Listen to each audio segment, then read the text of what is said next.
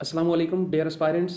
आज से हम स्टार्ट कर रहे हैं करंट अफेयर्स की वीकली बेस के ऊपर सीरीज़, जो कि आपके लिए इंतहाई ज़्यादा मुआवन साबित होगी पीपीएससी और एफपीएससी के एग्जाम में, पार्टिकुलरली सीएसएस एमपीटी और पीएमएस जीके के लिए भी। आज की सीरीज़ जिसका हम आगाज़ करने जा रहे हैं, ये मार्च 16 टू मार्च 23 में होने वाली मेजर नेशनल और इंटरनेशनल डेवलपमेंट्स को कवर करेगी। सबसे पहली डेवलपमेंट जिसको हम देखने जा रहे हैं, ये है मुफ्ती मुनीर शाकर की डेथ, जो कि मार्च 14, 2025 को पेशावर ब्लास्ट के अंदर हुई। मुफ्ती मुनीर शाकर लश्कर इस्लाम के फाउंडर हैं और 2004 के अंदर इन्होंने देवबंदी जहादिस्ट मिलिटेंट ग्रुप, जिसका नाम लश्कर इस्लाम था, उसको फाउंड किया और इसको ऑपरेशन इसके स्टार्ट किए खैबर पख्तूनख्वा केपीके के अंदर खैबर डिस्ट्रिक्ट में। बाद में इसने नेबरिंग जो प्रोविंस था अफगानिस्तान का, नंगरहार, वहाँ पे भी ऑपरेशन स्टार्ट किए।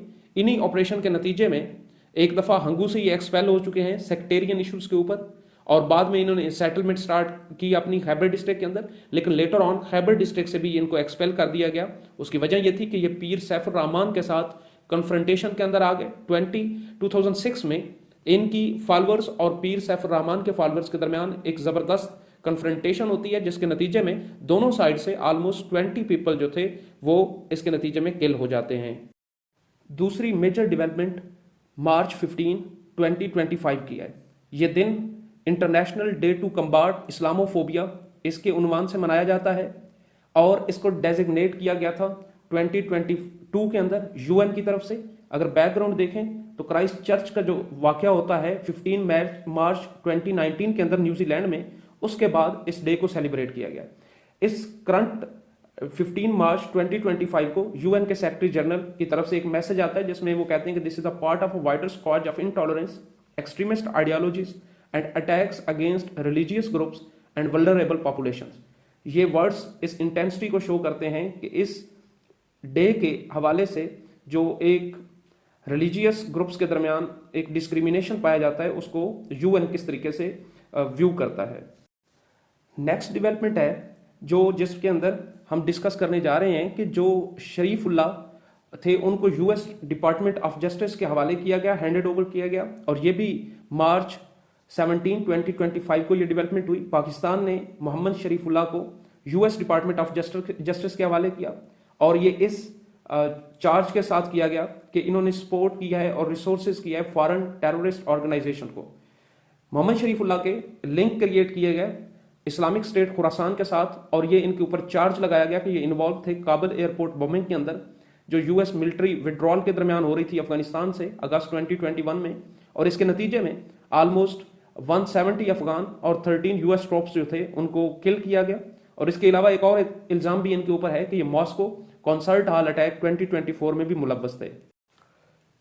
नेक्स्ट अहम डेवलपमेंट बलूचिस्तान के हवाले से है, जहां कुछ बलूचिस्तान के अंदर जाफर एक्सप्रेस के इवेंट के बाद वहां पे एक यूनिवर्सिटीज के दरमियान क्लोजर देखने को मिला है। मार्च 19 को university of Balochistan, Sardar Bahadur Khan women university and university of tribute ने अपनी जो ऑन कैंपस क्लासेज हैं उनको सस्पेंड कर दिया।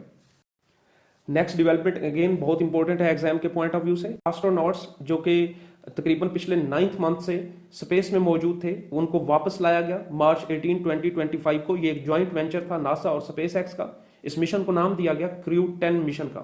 इस मिशन के अंदर जो वहां पे ऑलरेडी एस्ट्रोनॉट मौजूद थे, जिनमें विलमोर और विलियम्स थे, उनको वापस लाया गया और 4 नए एस्ट्रोनॉट्स को उनकी जगह पे रिप्लेस किया गया।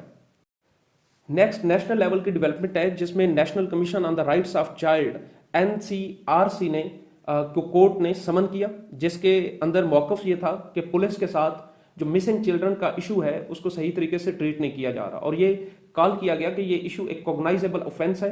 अपेक्स कोर्ट ने नोटिस दिया कि अटॉर्नी जनरल ऑफ पाकिस्तान ने, जिनका नाम मिस्टर मंसूर उस्मान अवान है, पेपर के लिहाज से इंपॉर्टेंट एमसीक्यू है, कि ये आईजीस रिस्पेक्टिव आईजीस से इस इशू के ऊपर इनकी मीटिंग नहीं हुई, जिसके ऊपर जो इनके थे additional attorney general Chaudhry Aamir Rehman, इन्होंने टेस्ट किया और इस स्टेटमेंट को निगेट किया कि जो मिस्टर मंसूर अवान है उनकी आईजीएस के साथ इस क्रिटिकल इशू के ऊपर मीटिंग हो चुकी है। तो यहाँ पे 2 इंपॉर्टेंट एमसीक्यूज हैं, एक एजी जो पाकिस्तान है अटॉर्नी जनरल पाकिस्तान के, और दूसरे एडिशनल अटॉर्नी जनरल इनके नाम के हवाले से, और साथ में एक एमसीक्यू है जो कि एनसीआरसी जो है, ये जो डिपार्टमेंट है ये किसको शो करता है। नेक्स्ट डेवलपमेंट फेडरल शरिया कोर्ट के हवाले से है कि इसी टेन्योर के अंदर मार्च 2025 को फेडरल शरिया कोर्ट ने जो depriving women of their inheritance को अन इस्लामिक डिक्लेयर किया है और कहा है कि जिस तरीके से एक मेल का इनहेरिटेंस में राइट है इस्लामिक कवानीन के तहत, इसी तरीके से जो वीमेन हैं उनका भी इसके अंदर इस्लामिक रूल्स के अकॉर्डिंग इनहेरिटेंस के अंदर पूरा पूरा हक मौजूद है। नेक्स्ट बड़ी डेवलपमेंट जो है वो वर्ल्ड बैंक के हवाले से है कि वर्ल्ड बैंक ने 102 मिलियन डॉलर की जो इंस्टॉलमेंट है वो लोन की इंस्टॉलमेंट वो पाकिस्तान के लिए अनाउंस की है। ये मार्च 2025 को ये अनाउंसमेंट हुई और ये फंडिंग जो है ये resilient and accessible micro finance projects की मद में पाकिस्तान को दी जा रही है। माइक्रो फाइनेंस जो है ये क्रिटिकल टूल है for supporting the livelihoods of vulnerable population in Pakistan. ये वर्ल्ड बैंक के जो कंट्री डायरेक्टर फॉर पाकिस्तान है उनके वर्ड्स थे। रैम के कॉन्टेक्स्ट के अंदर 1.89 मिलियन पीपल्स जो हैं वो बेनिफिट एक्सपेक्ट किया जा रहा है कि अचीव करेंगे, जिसमें 1 मिलियन जो है वो वीमेन है एंड 350,000 जो हैं वो यूथ है जो वल्नरेबल और लो इनकम रूरल कम्युनिटीज हैं वहां से बिलोंग करते हैं।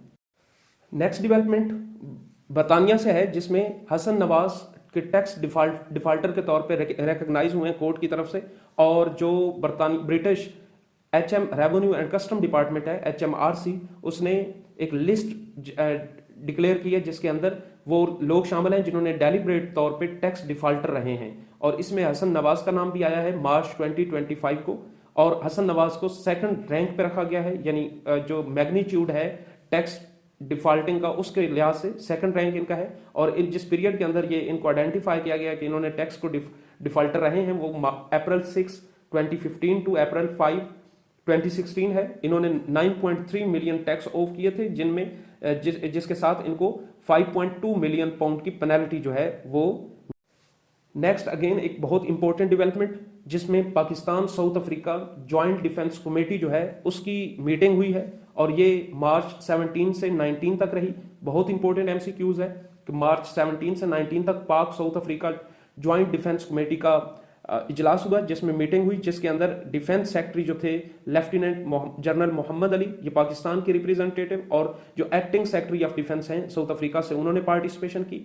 अच्छा, अब यहाँ पे ये चीज याद रखने वाली है कि इस मेमोरेंडम के ऊपर MOU के ऊपर कब साइन हुए, मार्च 2017 से ये एक डिफेंस का कोलैबोरेशन दोनों ममालिक के दरमियान जारी है जिसमें डिफेंस प्रोडक्शन टेक्नोलॉजी ट्रांसफर और एक्विजिशन को इनहेंस करने के ऊपर काम किया जा रहा है। जो इस मीटिंग का थर्ड राउंड है वो मुनअकिद किया जाएगा साउथ अफ्रीका में।